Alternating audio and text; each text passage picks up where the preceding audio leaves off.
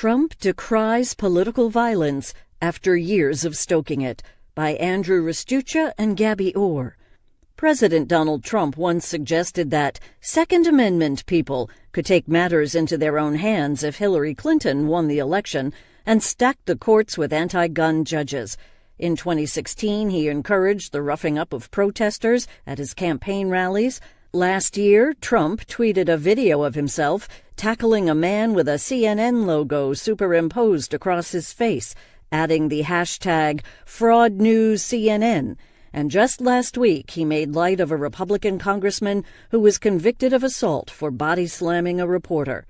Amid disturbing reports that explosive devices were sent to some of the president's top political enemies by one or more unknown persons, Trump's critics say he has a reckless penchant for, at a minimum, celebrating violence against his enemies and, at worst, inciting it.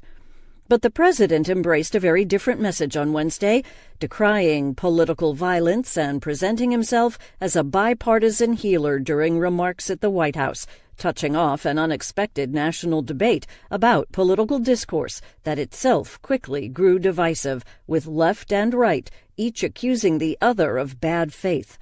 Those engaged in the political arena must stop treating political opponents as being morally defective, a staid Trump said later at the start of a rally in Wisconsin, adding later, "By the way, do you see how nice I'm behaving today? Have you ever seen this?"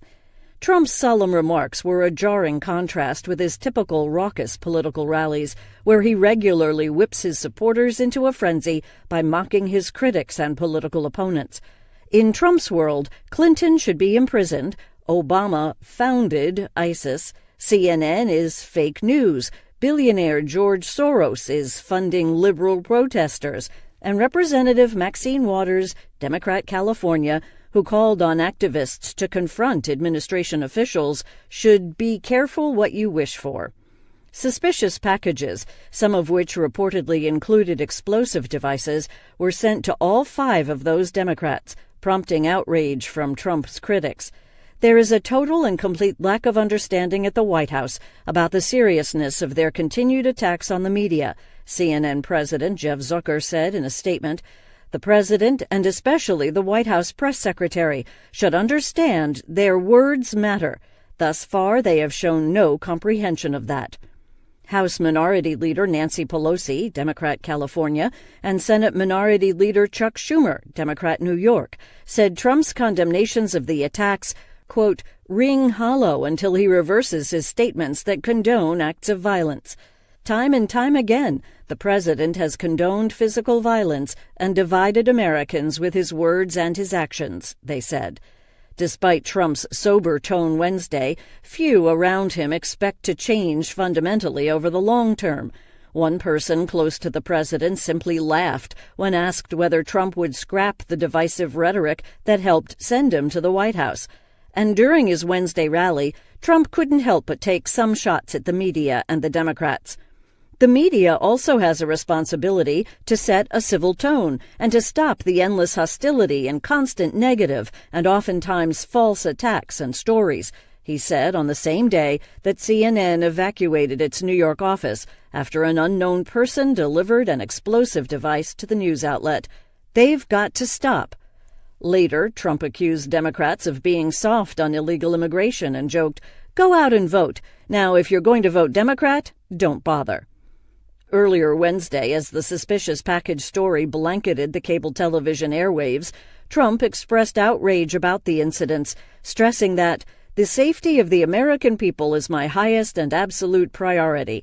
I just want to tell you that in these times, we have to unify. We have to come together and send one very clear, strong, unmistakable message that acts or threats of political violence of any kind have no place in the United States of America, he said, speaking at a previously scheduled event on opioids. He continued, "We're extremely angry, upset, and unhappy about what we witnessed this morning, and we will get to the bottom of it." First Lady Melania Trump, speaking at the beginning of the event, echoed that sentiment. "We cannot tolerate those cowardly attacks, and I strongly condemn all that choose violence," she said. In addition to demonizing several recipients of the packages, Trump has applauded supporters who assaulted protesters at his 2016 campaign events and characterized Democrats as leading an angry, ruthless, unhinged mob.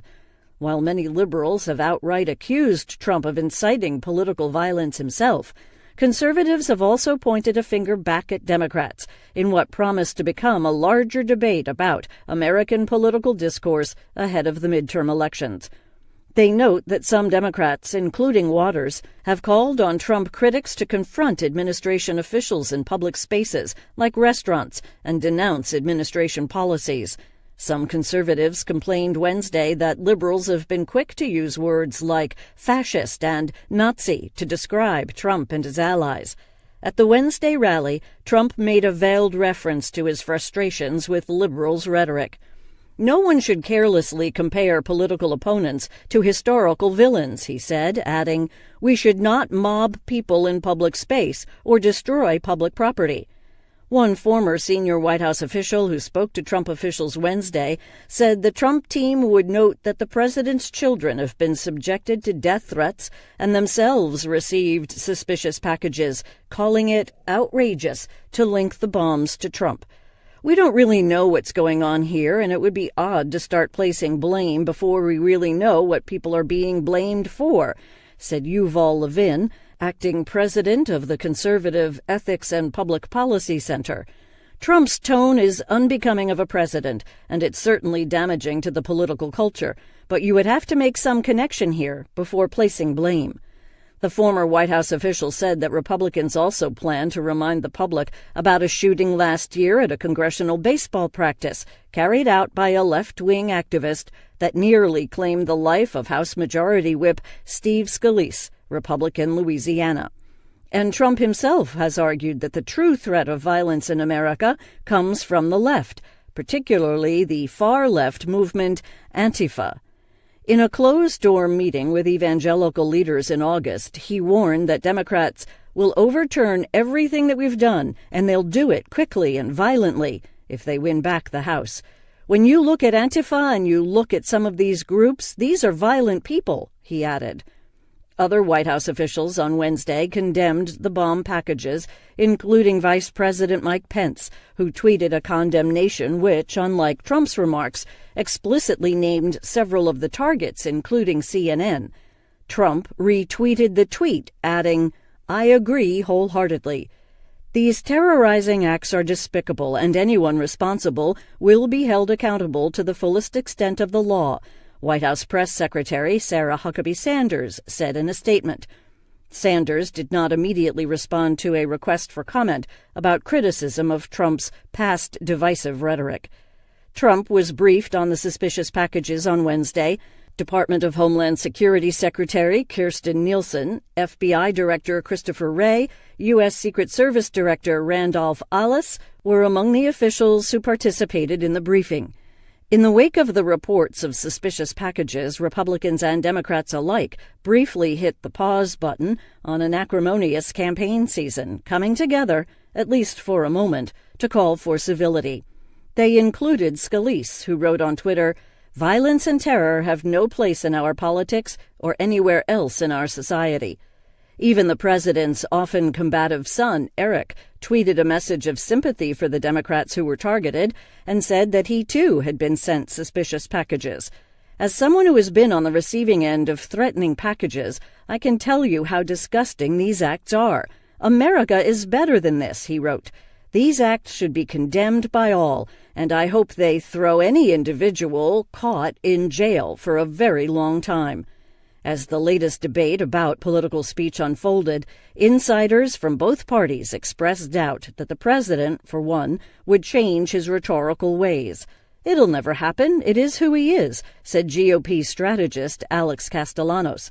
"You really can't have the good of Trump without the disruption, because that disruption is his core and the very reason people sent him to Washington," he said. "They sent him to Washington to break all of the china.